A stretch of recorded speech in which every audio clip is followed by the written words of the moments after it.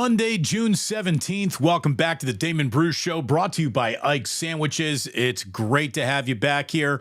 For all of you daddy-os out there, I hope you had a great Father's Day. I hope everyone called their dad, say thank you, love you, buried some hatchets if that's what needed to be done. It's a weekend for a little peace and harmony, hopefully. We got a good one for you today, and because I need to keep peace and harmony in this house while both boys are officially on their summer break this week, there is a trip to Train Town up in Sonoma that has been planned, and that needs to happen. So we're going to have ourselves an efficient program for you today. We've already done a wake up with Larry Krueger. I honestly cannot say another word about Brandon Aiyuk over here, so I'm just going to say, get that deal done or trade him. Either should have happened by now. Make it nice. Niners, make it nice. That would be my official position on this. I always love when there's some family ties or relationships or background stories that make matchups and games a little bit more interesting. And I saw one over the weekend, and it's going to affect week one for the 49ers. The 49ers got the Jets coming in to wrap up week one of the NFL season. And obviously that is going to be billed as Aaron Rodgers v. Brock Purdy. But it's really, two quarterbacks are never playing against each other at the same time. And a quarterback obviously isn't also, playing against the other team's running back.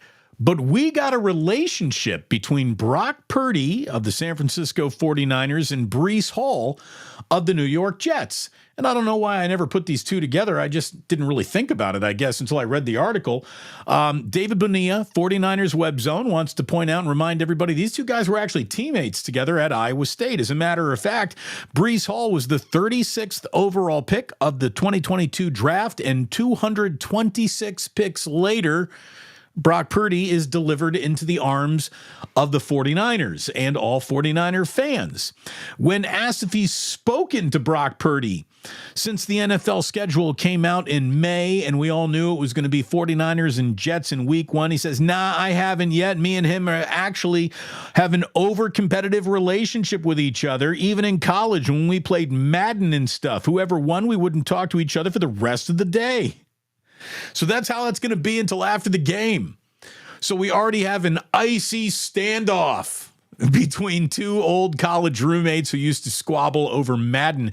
They were Cyclones. They were roommates. Brock and Breece were roommates in college.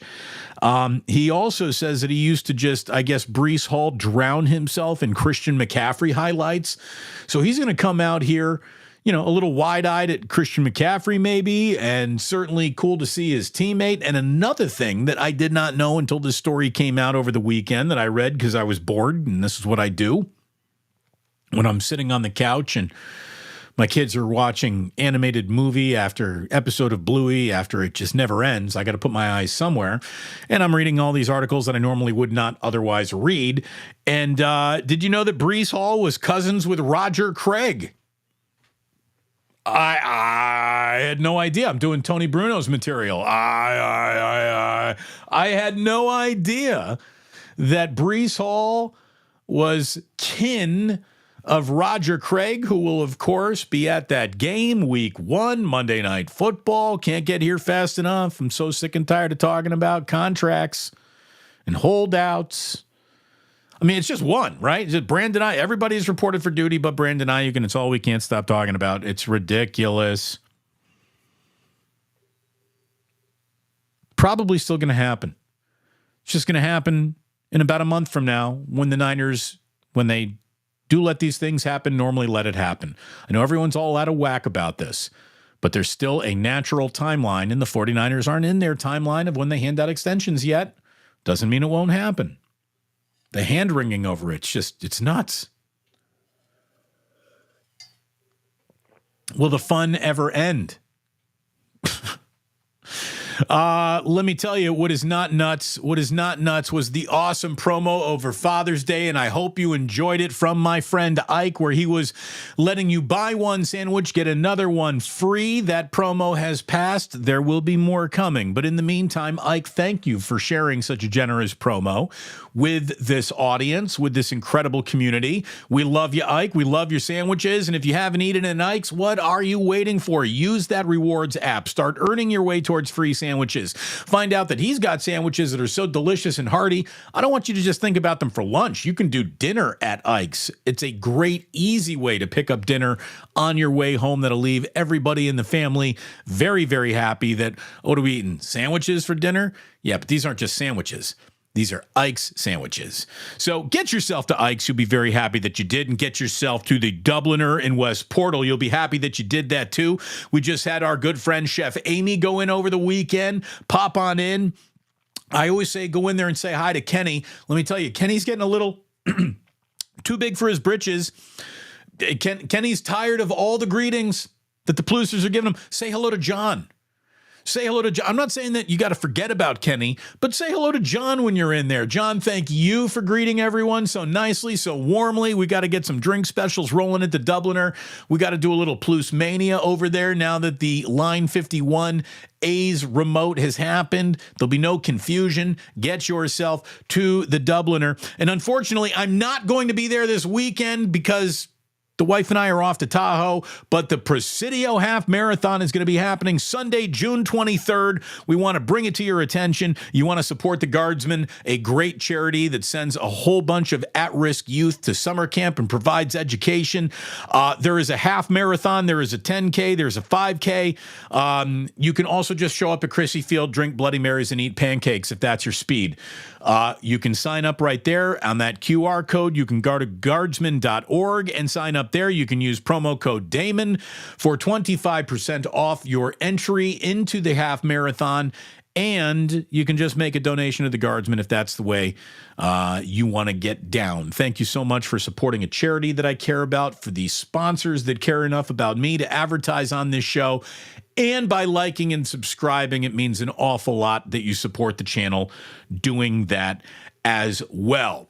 All right, positive minicamp buzz around two players and the 49ers. We begin with Nick Wagner saying that Ricky Pearsall has been all that the 49ers have wanted to see early on in mandatory and voluntary minicamp, and he's impressed them with multiple receiver positions. He has shown himself to be versatile. They're thinking about using him as punt returner, and that might be the quickest way to early season snaps for Ricky Pearsall.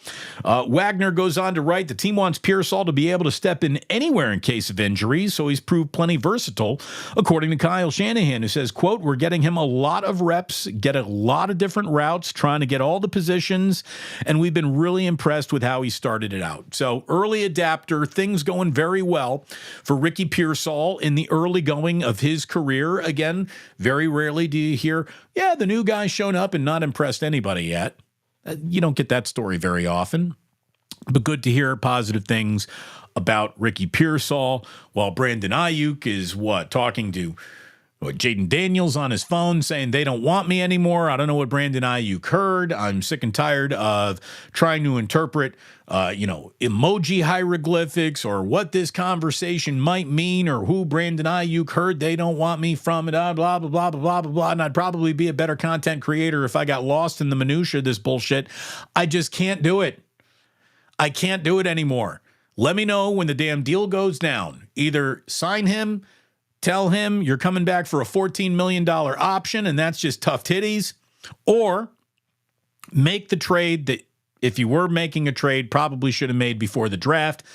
But again, I'm tired of crying over milk that hasn't even been spilt yet. That's what this Brandon Aiyuk negotiation is really starting to feel like. Little holding out hope for Drake Jackson, although Larry Krueger, who was in the room when Matt Barrows was going back with Chris Kasurek about this, said that it didn't play as positively as it got written up. But the Niners still got a little belief that Drake Jackson can figure it out. Now, he hasn't been able to participate in minicamp, mandatory or voluntary, because he's coming off of that bulky knee and he's rehabbing still, coming off of surgery. And this team, drafted, or they didn't draft, but but they signed Leonard Floyd. They signed Yatir Gross-Matos. It feels like Drake Jackson's chance to get reps on this team are getting further and farther away than they were before they made these signings, before he was missing mandatory minicamp. But apparently Chris Kasurek is still saying, like, he's got time. He's just going to have to show up and look good right away, though. He really is. Clock is ticking on Drake Jackson's career with the 49ers. A pivotal year 3 for him with this team is coming up. So there you go. That is what you need to know about the 49ers. Not a lot happened over this weekend, sort of a quiet weekend around the Niners, which, given the fact it was Father's Day weekend, it's supposed to be a quiet time around NFL teams. So not a lot of news to share with you there, but that's okay. Some other NFL news that is starting to pop up as things are, people are looking to talk about something here, is the fact that the Panthers are now, I guess, the NFL team taking over for the Commanders, or I guess they lived in that neighborhood for about 15 minutes, Kansas City Chiefs, threatening to relocate against the town that is not just handing you the scoops of money that you've asked for.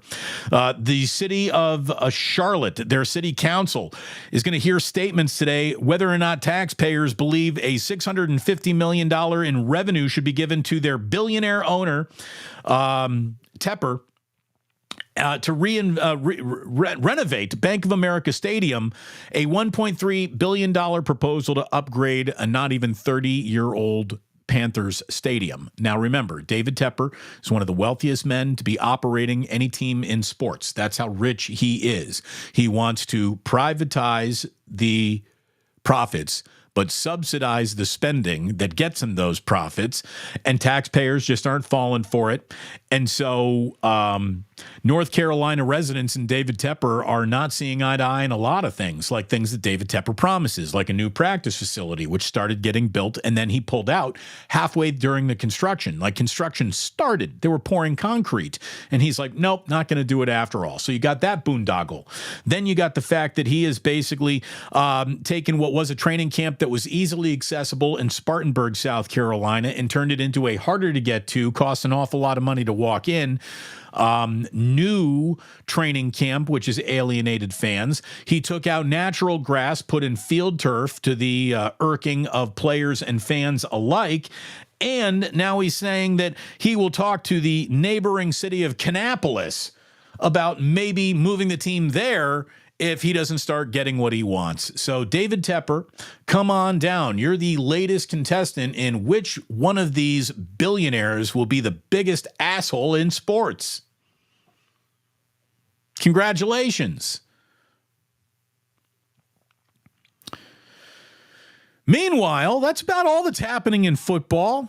Not a lot of stuff going on. We will have no formal sip of the day, because anything that you needed to know about the 49ers or elsewhere in football has been so thoroughly discussed with my friend Larry Krueger on this Monday's Wake Up that video's just waiting for you over in YouTube land, so you can enjoy it over there. Like I said, Train Town is a happening. So Michelle Haberman knows what it's about. Yeah, Train Town, throwing it up there. What's going on, Otis? Good to see everybody. Good to see a whole bunch of familiar names. Got Red Jet, got E. Scott Burns, got Big Mac out there, Rockin' New Era, True Blue. All the regs are here today. Skills, great to see you. He's saying Super Chat won't work? What? Super Chat's not working? Everyone should try to give me $1,000 right now in a Super Chat and see if he's right about that. Just try it out. Price point of $1,000 is all it's going to take to make anyone figure that out. I mean, I got to pay for all these damn Train Town tickets today. Free admission. But boy, those rides do add up quickly. Kids are going to have a lot of fun, though. Lots of fun. Hope everyone's having a good Monday so far. So do I. I hope you're having a good Monday. I hope it's going to be a good week. Going to be a little bit of an interesting week for us here on the Plus.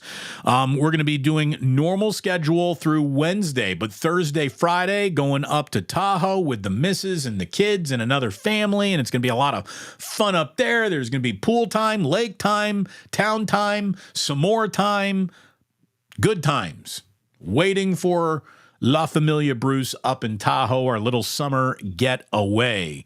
U.S. cricket made it to the Super 8s of the World Cup. This is an act of God.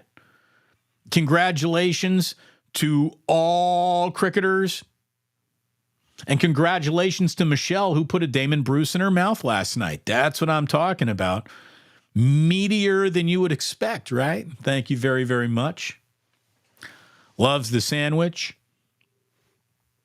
Albert, you are right. Broomhilda did not show up this weekend.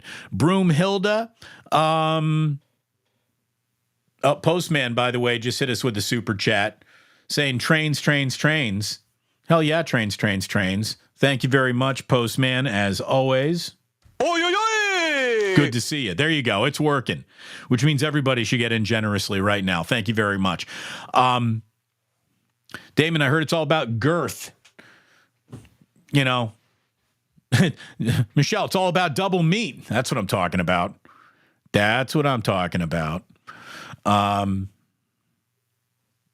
Where was I? Oh, yeah, this weekend. What we have going on this weekend? We had fun things. Yeah, we didn't see Broomhilda.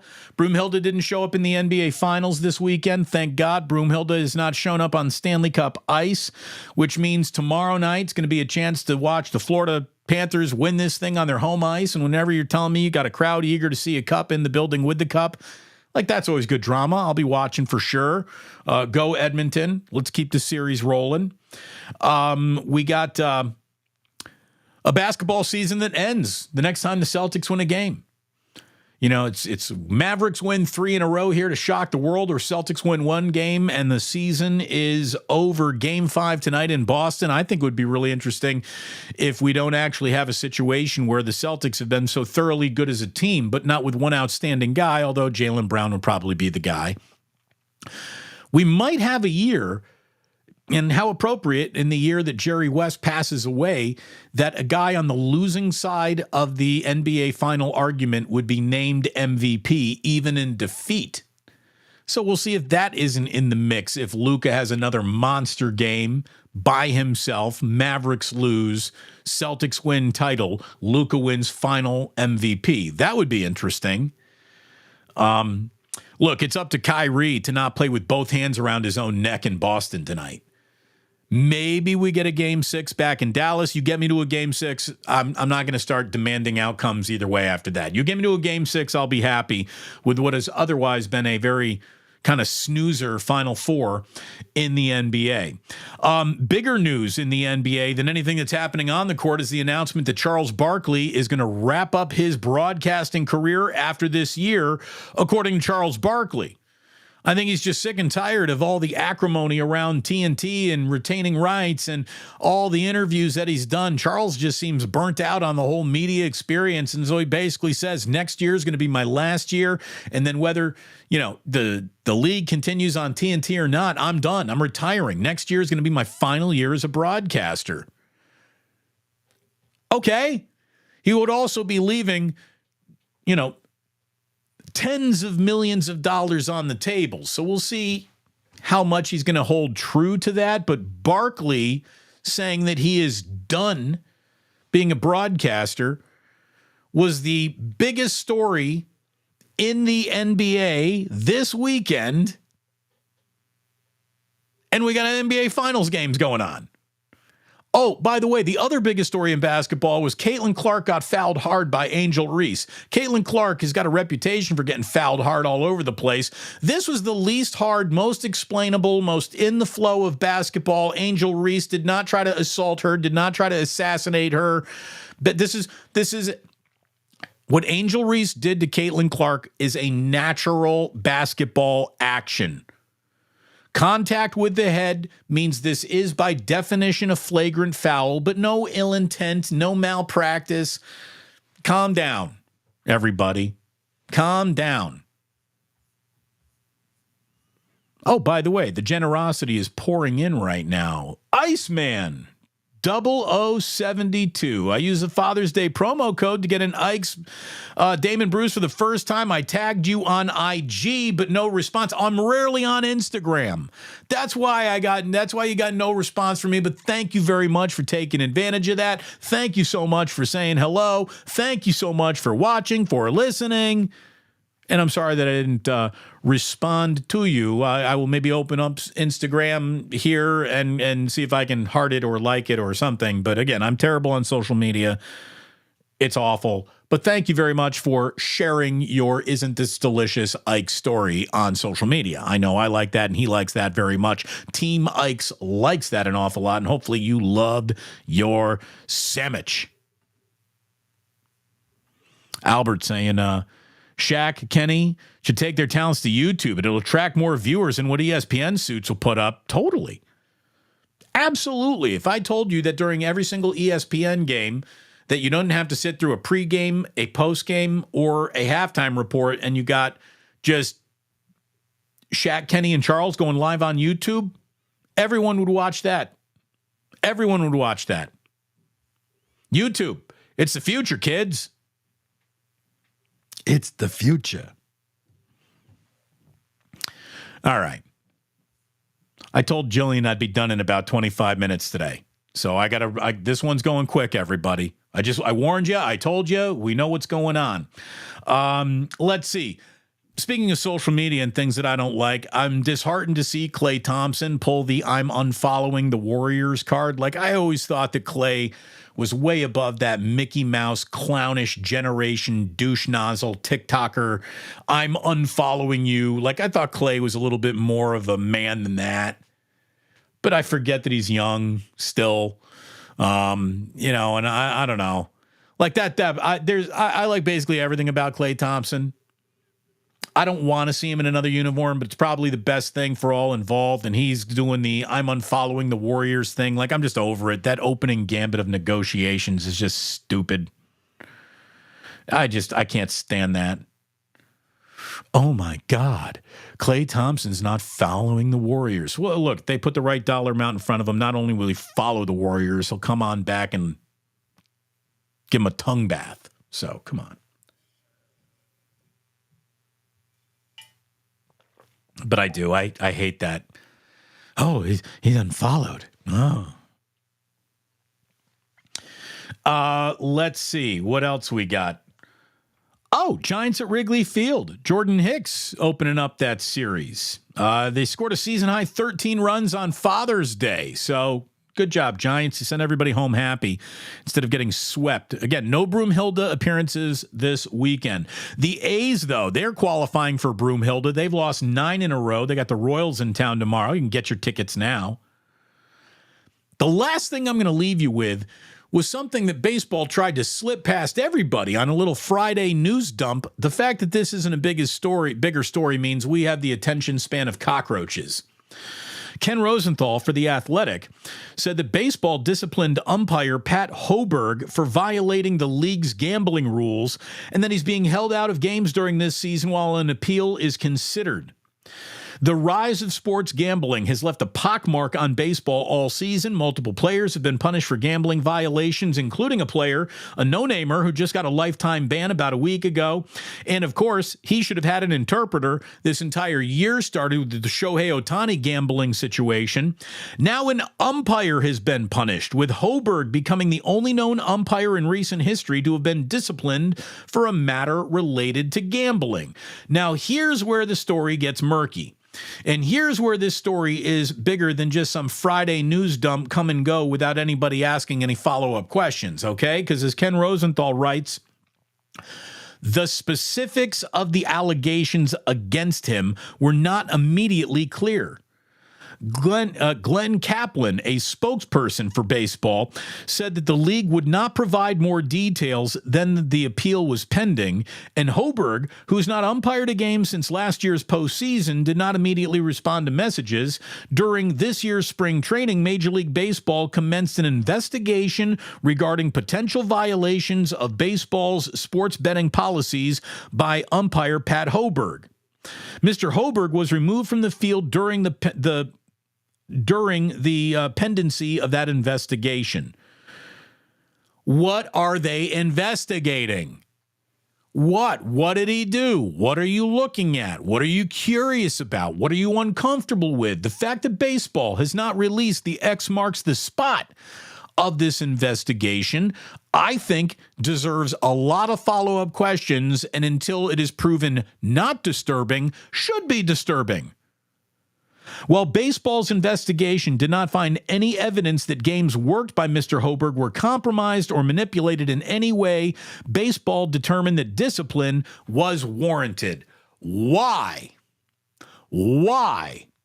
If you're saying there is nothing to see here, specifically tell us about the nothing to see here and let us believe it.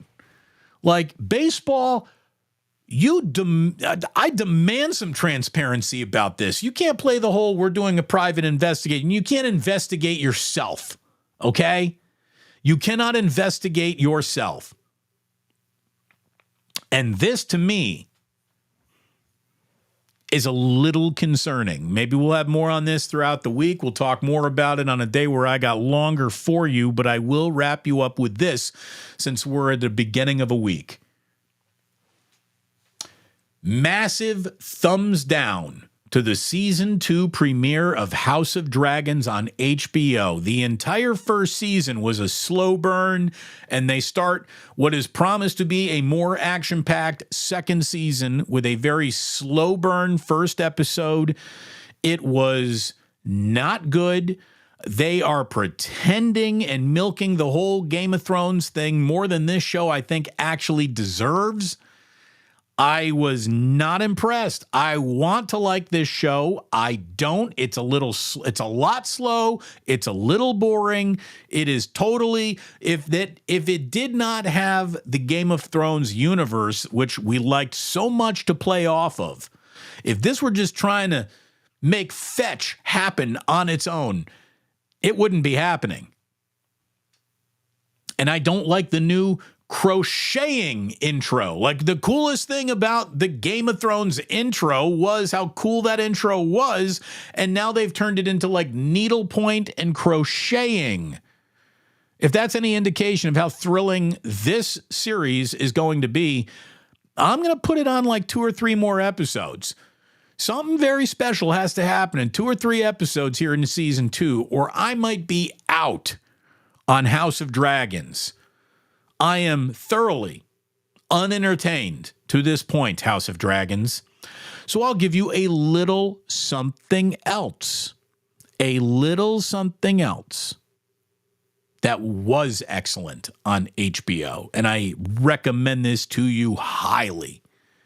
There is a 4-part documentary about Stax, the record company in Memphis, Tennessee, which was a record store, opened up a little bit of a recording studio, and I don't want to give this whole thing away, but the sound of Memphis came out of Stax, and the sound of Memphis is the sound of music it was better and grimier than what was coming out of Motown. Without Stax, we don't have Booker T and the MGs. Without Stax, we don't have Otis Redding. Oh, it is such a great documentary. It's a 4-parter. I cannot recommend it highly enough. Check it out. Stax documentary on HBO. Put it high on your list of must watch. And that is my gift to you here this Monday. Thank you so much for watching. We will dip into Club Plus for a big old whomping Club Plus tomorrow. But like I said, I got to roll. Damon, it's called embroidery. Yeah, I don't like the embroidery open. Not a fan. Not a fan. Game of Thrones. I do love the theme song. Although if you watch South Park as much as I do, South Park's kind of ruined that too, and all I hear is floppy wiener, floppy wiener, floppy wiener. And on that note, thank you so very, very much for watching today. I told Jillian I would get this show done in about a half an hour. And now, Train Town will commence.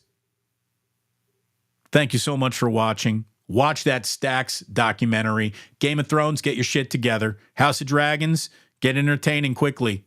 I need things to happen.